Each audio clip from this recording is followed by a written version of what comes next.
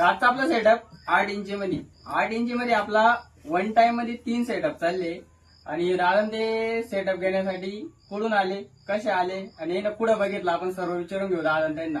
एकाच टाइम मध्ये 3 सेटअप आहे आपले. दादा कुठून आले तुम्ही? नागदवरून आले का?